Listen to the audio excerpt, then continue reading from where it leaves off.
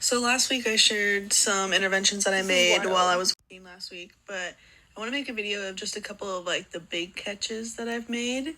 I've been a pharmacist for 1 year. So let's get into it. So this was one day when I was working in the ER. A lot of people don't know this, but there are a lot of times in a busy ER there'll be a pharmacist that just works down there. I was working in a small ER, and this patient came in with a rash all over her like torso and back.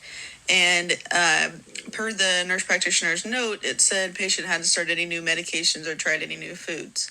Well, I looked at her refill history and she had started a new medication, and it was a seizure medication. And seizure medications can cause rash, and a really severe type of rash. And it can happen 2 to 8 weeks after starting the drug. She started a drug about 2 weeks ago.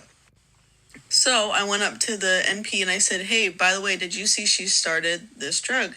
And she's like, no, I didn't see that. I'm like, yeah, she started about 2 weeks ago. I'm like, I don't know if you want to investigate any further. I just want to make sure you knew.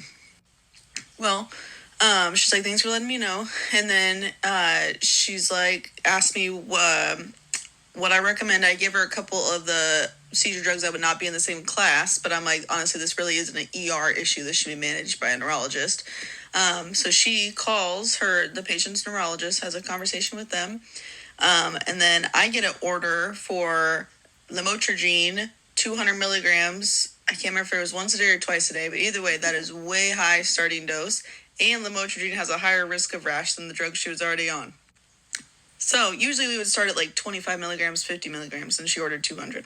So I went out there, I'm like, hey, what's going on with this? And she's like, oh, is it high? I'm like, yeah, that's really high, and the risk of rash is way worse than the one that she's already on.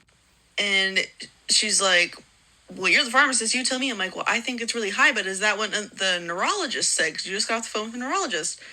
And she's like, well, maybe that's not what he said. So she calls the neurologist back, and then the neurologist didn't even want lamotrigine. He wanted a different drug, lacosamide. So that was a pretty good catch.